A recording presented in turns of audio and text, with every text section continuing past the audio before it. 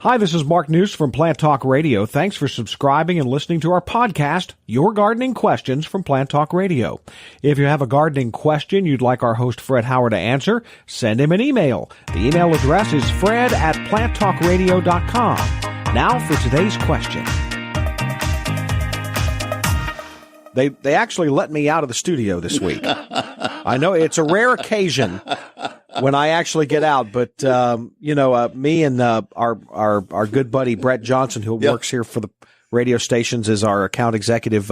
He and I went out to General Power Equipment. They let you both out together? Yeah, and I wanted to. Well, yeah, that's scary.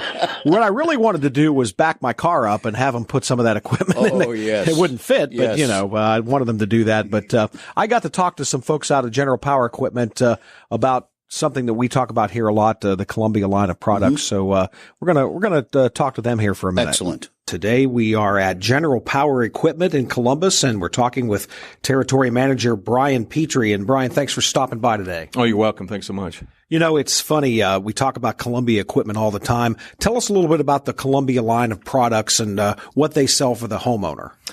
Basically, I mean, you can all your lawn and garden needs from a 21-inch push mower to 21-inch self-propelled with low wheels, high wheels. We have 28 and 33-inch wide cut lawnmowers as well. Tractors anywhere from 30-inch up to a 50-inch. Rear engine riders are popular for more smaller homeowners, I guess, smaller home lots that people, that don't want to walk it can use those. And then we have the zero turn with the steering wheel. Hugs the Hill's nice. It's people don't like the lap bars. It's real easy to use. And then we also have the zero turn with the lap bars anywhere from 42 up to a 60-inch with fab deck or stamp deck. So quite a line of the mowers. And then we also have you got the rear tine and front tine tillers along with log splitters, sidewalk edgers, wheel blowers. So they got a full lineup of products.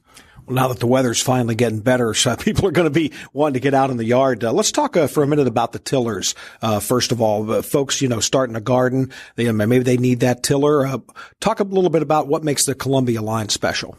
What's special? We got a front tine or rear tine tiller. MTD. MTD has made Troy Bolts forever, and it's just the same family as that. If you're going to start a garden, I would definitely suggest a rear tine, a little heavier. It breaks compacted soil really well. If you're just a gardener that constantly, you have that same garden, a front tine tiller would be the one to use. They work great. 3-year warranty on them. So it's a great product if you're a gardener.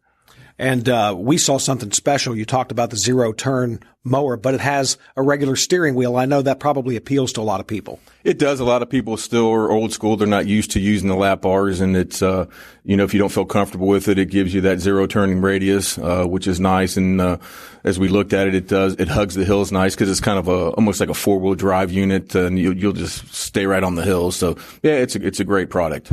And Columbia really stands behind their products. They do. They've been, like I said, they got a 3-year warranty.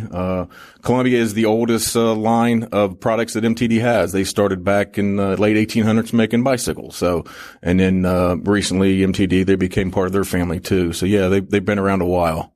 We're talking today with Brian Petrie from General Power Equipment about the Columbia line of products. Where can folks find the Columbia line? You Google Columbia, just get on there and find that, put their dealer network. You can just go in there and put, what city, zip code you're from, and it'll pop up all the local, lawn and garden dealers for the Columbia line. I mean, they already have everything set up, ready to go for you. And if you need service work or what have you, they'll take care of you.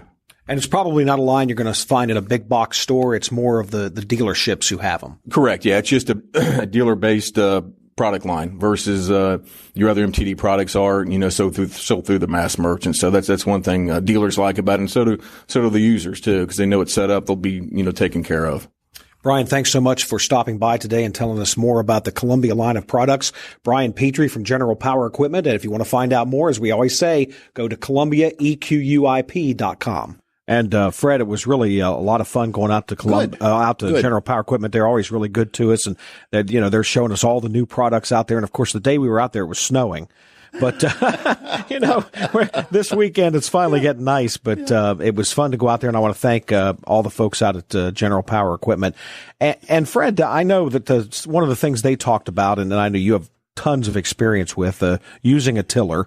And talk about the front tine versus the rear tine, and if you're an average homeowner, what you would have. Okay, I would have two if I were a little above the average, because the rear tine, as was mentioned, is I'm going to call it a sturdier piece of equipment. Now they're both well built, but the motor up front and tines in the rear, and then the handlebars, as I will call them, coming out from there.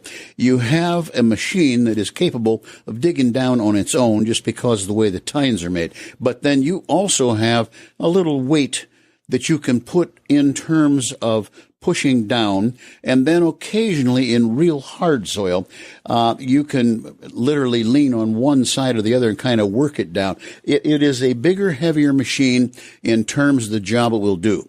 Once that has been done, then I think a front tine can do just fine. I happen to have a little tiny one that I can work in between rows. I can also break the crust, if you will, for spring gardening and so on. So I would have the two pieces of equipment. With all things, you should read the directions, and I'm bad at that. But I have to relay a story about a big rear tine type. It was on a rental basis. The guy that got it to use had 40 hours plus per week sitting on his chair at his office. And now he's out in his garden, and I'm supposed to meet him, and I did. I was there at the time that was designated, and he's in his shorts and tank top. He's got the machine running, but he hasn't read the instructions about how to handle it. Oh. It was handling him.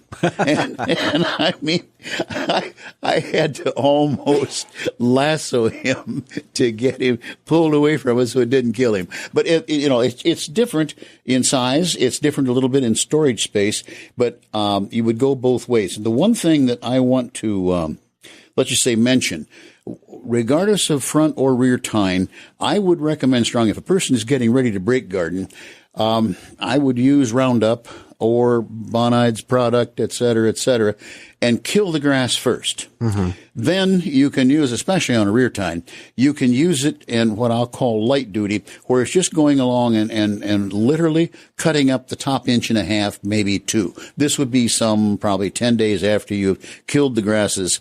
You can cut those off. Now, I would not throw that material in the trash. I'd pull it off to the side, because as it breaks down, it's going to become good compostable material to be added back to the garden someday.